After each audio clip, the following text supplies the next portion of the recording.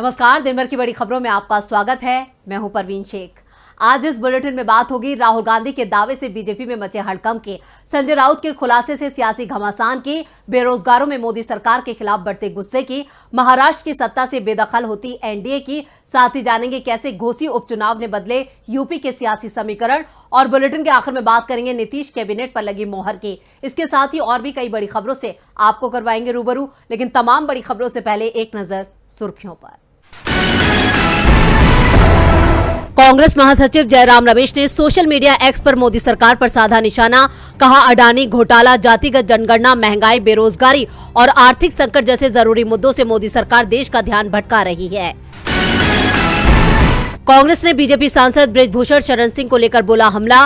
कहा, बृजभूषण को जब भी मौका मिलता था वो महिला पहलवानों का शोषण करने की कोशिश करता था। वसुंधरा राजे सिंधिया ने बीजेपी हाईकमान को दिखाई आंख। अपने आवास पर महिलाओं का किया सम्मेलन। कहा, दिल्ली नहीं जाऊंगी। हरियाणा में सोमवार को दिखाई देगी इंडिया गठबंधन की ताकत। देवीलाल की जयंती पर इंडियन नेशनल लोकदल की फतेहाबाद रैली में जुटेंगे इंडिया गठबंधन के नेता। ये तो थी सुर्खियां और अब बात आज की सबसे बड़ी खबर की। देश में इस साल 5 राज्यों में विधानसभा चुनाव हैं, जिसमें से 2 राज्य राजस्थान और छत्तीसगढ़ में कांग्रेस की सरकार है, तो बाकी के राज्यों में कांग्रेस विपक्ष में है। 20 से 25 दिनों में ही चुनावों का ऐलान हो जाएगा और चुनावों को लेकर राहुल गांधी ने जो दावा किया है उसे बीजेपी डरी हुई दिखाई दे रही है। तो क्या कहा है राहुल गांधी ने, देखते हैं ये रिपोर्ट। मध्य प्रदेश, राजस्थान, छत्तीसगढ़, तेलंगाना के साथ मिजोरम में विधानसभा चुनावों का ऐलान अगले महीने हो जाएगा और चुनावों को लेकर कांग्रेस सांसद राहुल गांधी ने बड़ा दावा कर दिया है। कांग्रेस नेता ने कहा कि मिजोरम को छोड़कर बाकी 4 राज्यों में कांग्रेस अपने दम पर सरकार बनाएगी। मध्य प्रदेश और छत्तीसगढ़ में तो कांग्रेस बहुत बड़ी जीत की ओर बढ़ रही है, तो राजस्थान और तेलंगाना में भी पार्टी को जीत मिलेगी, इसकी पूरी उम्मीद है। अब बीजेपी कांग्रेस का मुकाबला नहीं कर पा रही है और न ही कर पाएगी। अब ये सवाल ही नहीं उठेगा कि क्या कांग्रेस जीत पाएगी। अब कांग्रेस हर चुनाव जीतेगी। राहुल ने कहा है कि कर्नाटक चुनाव से हमने सबक सीखा है। बीजेपी ध्यान भटकाती है, हमें अपना नैरेटिव सेट नहीं करने देती और चुनाव जीत जाती है। लेकिन कर्नाटक चुनाव में हम अपने मुद्दे पर लड़े, हमने अपना नैरेटिव सेट किया और बीजेपी को हमारे नैरेटिव पर चुनाव लड़ना पड़ा। अब बीजेपी कांग्रेस से नहीं जीत पाएगी और ये बीजेपी के नेता भी मानने लगे हैं। राहुल ने कहा कि लोकसभा में रमेश बिधूड़ी ने क्या कहा, फिर अचानक निशिकांत दुबे आ गए। ये सब बीजेपी का जातिगत जनगणना के विचार से ध्यान भटकाने की कोशिश है। वो जानते हैं कि जातिगत जनगणना एक मौलिक चीज है जो देश की जनता चाहती है और वो इस पर विचार नहीं चाहते हैं। वो सिर्फ भटकाने की कोशिश करते हैं। लेकिन हमने अब ये सीख लिया है कि इससे कैसे निपटना है।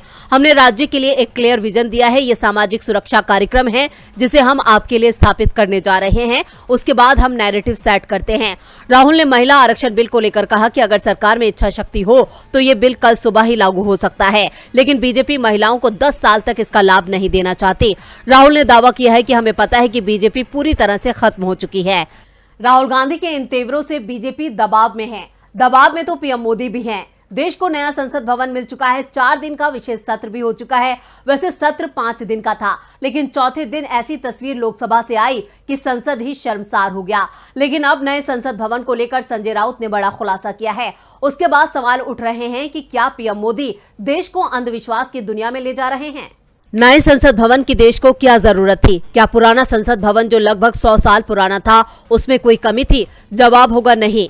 ना तो नए संसद भवन की अभी जरूरत थी और ना ही पुराने संसद भवन में कोई कमी थी। लेकिन फिर भी नया संसद भवन बना और वो भी कोरोना की सबसे तेज लहर के बीच लोगों के जीवन को मुश्किल में डालकर। और अब इसे लेकर शिवसेना के सांसद संजय राउत ने बड़ा खुलासा किया है। उन्होंने सामना में खुलासा करते हुए बताया कि पुराना संसद भवन दिल्ली में शान से खड़ा है और कम से कम 100 सालों तक इस इमारत को कुछ नहीं होता, लेकिन प्रधानमंत्री मोदी के मन में आया और इस ऐतिहासिक इमारत को ताला लगा दिया। जब मैं वहां पहुंचा तो दुविधा थी। नए संसद भवन में लोकसभा और राज्यसभा के लिए एक ही दरवाजा है।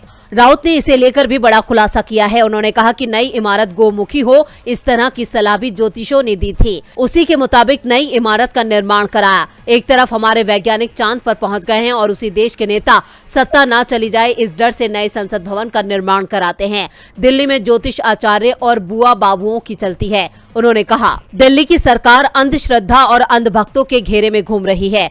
देश चलाने वालों के मन में अंधश्रद्धा, ग्रह और कुंडली का प्रभाव है। संसद भवन 10 सालों बाद आपके लिए शुभ नहीं होगा। 10 साल बाद यहाँ कोई टिकता नहीं है, तो ऐसे में नए संसद भवन का निर्माण कराओ। इस तरह की ज्योतिषी सलाह मानकर नए संसद भवन का निर्माण किया गया। राउत ने कहा कि अंधविश्वास को बढ़ावा देने के लिए देश की तिजोरी से 20,000 करोड़ रुपए खर्च कर दिए गए। पीएम मोदी 2024 में भी सत्ता से चिपके रहना चाहते हैं, लेकिन देश का युवा पीएम मोदी की विदाई की राह देख रहा है, जिससे उसे नए शासन में अपने लिए रोजगार मिल सके। क्योंकि अपने 9 साल के शासनकाल में मोदी सरकार रोजगार को लेकर जो वादे किए वो सब जुमले साबित हुए। तो कैसे एक युवक ने नौकरी के लिए पीएम की गाड़ी के सामने लगा दी अपनी जान की बाजी, देखते हैं ये रिपोर्ट। 2014 के लोकसभा चुनावों के वक्त बीजेपी ने हर साल 2 करोड़ लोगों को नौकरी देने का वादा किया था, लेकिन बीजेपी का ये वादा अब उसकी परेशानी का सबसे बड़ा कारण बन गया है। रोजगार को लेकर विपक्ष में ही नहीं, आम जनता में भी बीजेपी के खिलाफ गुस्सा बढ़ता जा रहा है और अब लोगों के गुस्से का निशाना पीएम मोदी भी बनने लगे हैं। इसके संकेत पीएम के संसदीय क्षेत्र वाराणसी से ही मिलने लगे हैं। दरअसल वाराणसी में पीएम मोदी के काफिले के सामने अचानक एक युवक ने दौड़ लगा दी थी। पुलिस भले ही इसे सुरक्षा चूक बता रही हो, जबकि युवक को लेकर जो सच्चाई सामने आई है वो कुछ और ही कहानी बयां कर रही है। युवक का नाम कृष्णा गुप्ता है। वो गाजीपुर के जमानिया रोड का रहने वाला है। कृष्णा पहले सेना भर्ती में शामिल हुआ था। उसका रिटर्न सिलेक्शन हुआ, मगर मेडिकल में अनफिट कर दिया गया था। सैन्य मेडिकल टीम के इस निर्णय के खिलाफ कृष्णा कोर्ट चला गया था। वहां से मेडिकल की गाइडलाइन ले आया था, लेकिन उसे नौकरी फिर भी नहीं मिली। वजह क्या थी पता नहीं चली। उसने और भी कोशिश की, लेकिन नौकरी नहीं मिली। नौकरी के चलते परेशान कृष्णा पीएम मोदी के काफिले के सामने इसलिए आया कि वो अपनी शिकायत उन तक पहुंचा सके। मामला पीएम की सुरक्षा से जुड़ा था, इसलिए फिलहाल विपक्ष ने इस पर कोई कमेंट नहीं किया है। लेकिन जिस तरह से एक बेरोजगार युवक ने पीएम के काफिले की ओर दौड़ लगाई, उससे युवाओं के गुस्से का एहसास बीजेपी को शायद होने लगा हो। साजिश या गुस्सा, मोदी सरकार सवालों में है। सवाल तो इस बात को लेकर भी उठ रहे हैं कि लोकसभा में बीजेपी सांसद रमेश बिधूड़ी ने जिस आपत्तिजनक भाषा का इस्तेमाल बीएसपी के अल्पसंख्यक समुदाय से आने वाले सांसद के खिलाफ किया था, उस पर कब तक कार्रवाई होगी। और अब सांसद दानिश अली ने एक और चौंकाने वाला दावा किया है। तो क्या कहा है दानिश ने, देखते हैं ये रिपोर्ट।